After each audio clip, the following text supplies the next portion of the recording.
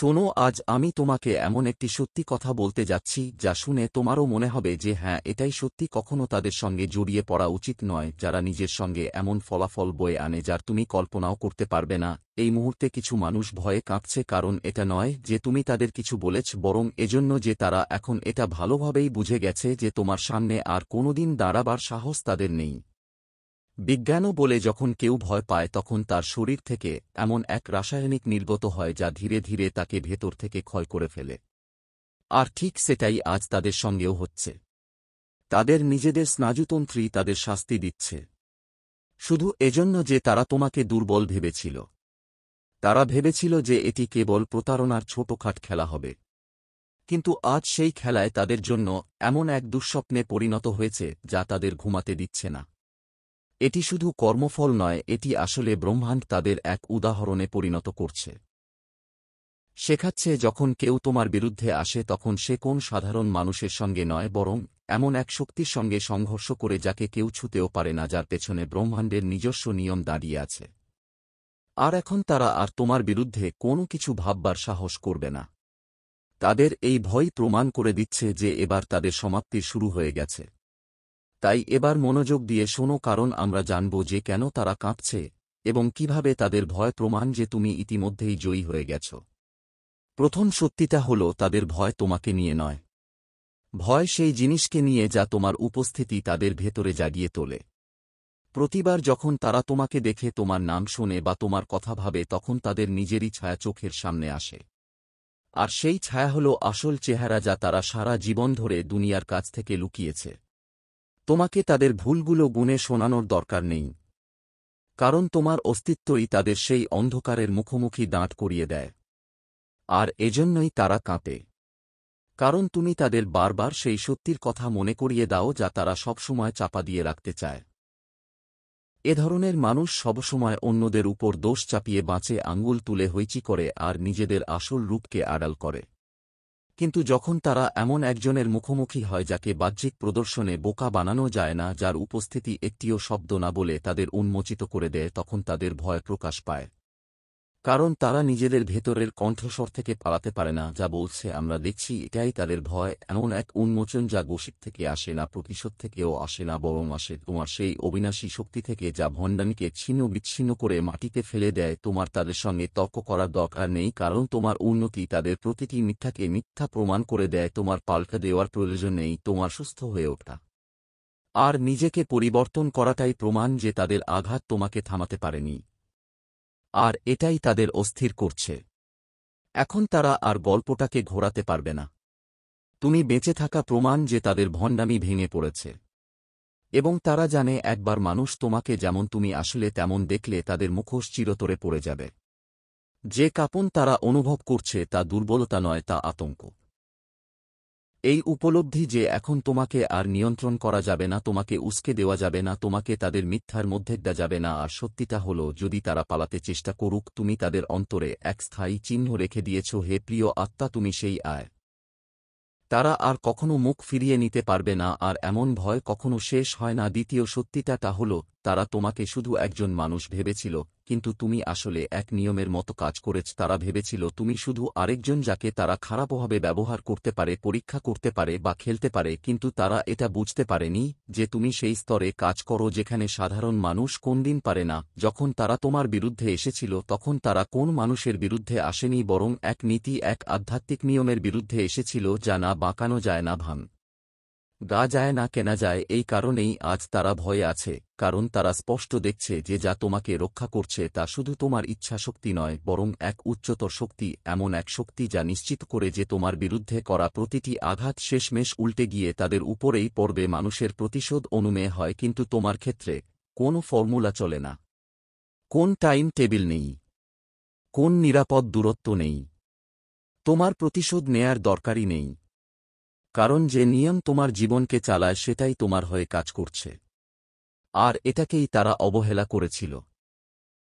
তাদের প্রতিটি আঘাত, প্রতিটি চাল এখন তাদের জন্যই বোঝা হয়ে দাঁড়িয়েছে, এবং সেটাই তাদের ভয় দেখাচ্ছে। কারণ তারা বুঝে গেছে যে তুমি ন্যায্য লড়াই করো না। এজন্য নয় যে তুমি নিষ্ঠুর, বরং এজন্য যে তোমার নিজের হাতে নোংরা করার দরকারই হয় না। তোমার জীবনের পজিটিভ এনার্জিগুলোই জিনিসগুলোকে তোমার পক্ষে ঘুরিয়ে দেয়। শোনো, গল্প এখানেই শেষ নয়। এত শুধু শুরু।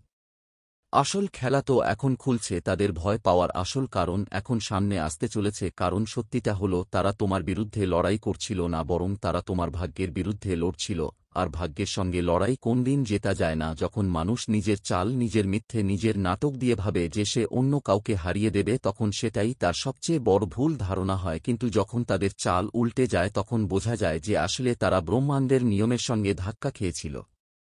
এটাই কারণ যে আজ তাদের ঘুম উড়ে গেছে। এটাই কারণ যে যখনই তারা আয়নায় তাকায়, তাদের নিজের ভয়েই ভেসে ওঠে। তারা ভেবেছিল তোমাকে ভেঙে দেবে, তোমাকে ঝুঁকিয়ে দেবে, তোমাকে ক্লান্ত করে তুলবে। কিন্তু হলো তার উল্টো। তুমি আরও শক্তিশালী, আরও উজ্জ্বল হয়ে বেরিয়ে এলে। মনে রেখো, যে মানুষের বিরুদ্ধে ষড়যন্ত্র হয়, আর সেই মানুষ যদি নিজেকে তুলে দাঁড় করায়, তবে ব্রহ্মাণ্ড সেই মানুষকেই আরও উঁচুতে তুলে ধরে। আর তুমি সেই উদাহরণ। আজ তোমার প্রতিটি পদক্ষেপ, প্রতিটি সাফল্য, প্রতিটি হাসি তাদের পরাজয়ের প্রমাণ। তারা ভেবেছিল তুমি পড়ে যাবে, আর সেখানেই পড়ে থাকবে। কিন্তু তারা জানত না যে তুমি সেই আগুন, যে ছাই থেকে জন্ম নেয় এবং কোনদিন নিভে যায়। তোমার ক্ষতি তোমার শক্তি হয়ে দাঁড়িয়েছে। তোমার যন্ত্রণায় তোমার অস্ত্র হয়েছে।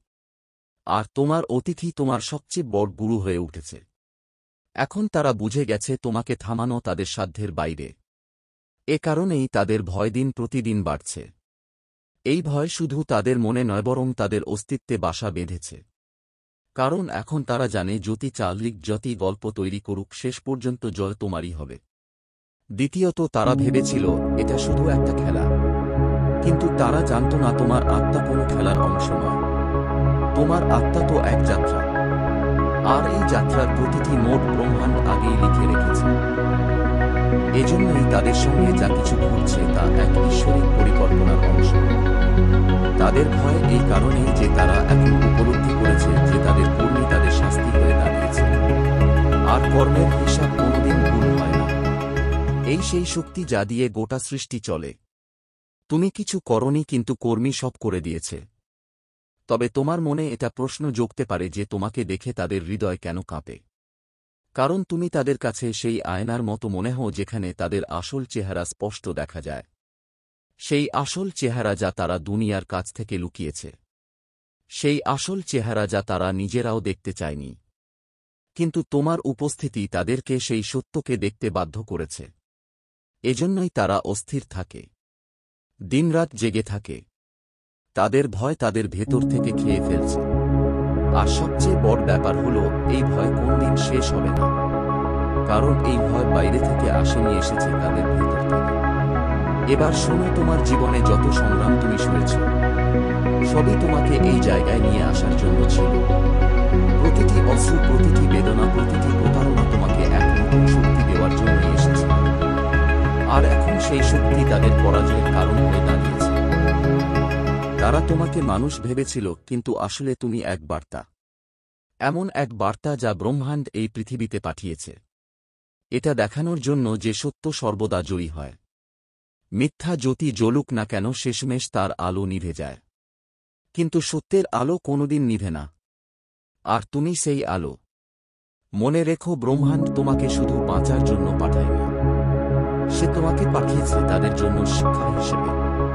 যারা ভাবে প্রতারণা আর কপটতায় তারা জয়ী হবে, তোমার জীবন কাহিনী এখন তাদের জন্য সতর্কবার্তা হয়ে দাঁড়িয়েছে। আজ তারা যা অনুভব করছে তা ভয় নয়, তা শাস্তি। তা অস্থিরতা নয়, তা কর্মের হিসাব। তা ভয়ে কাঁপা নয়, তা বাস্তবতার মুখোমুখি হওয়া। আর সত্য হলো, তুমি জয়ী হয়েছ। কারণ জয় কোনো মঞ্চে, কোনো হাততালিতে বা কোনো পুরস্কারে পাওয়া যায় না। জয় তখনই পাওয়া যায় যখন তোমার শত্রুরা তোমাকে দেখে ভয় পেতে শুরু করে।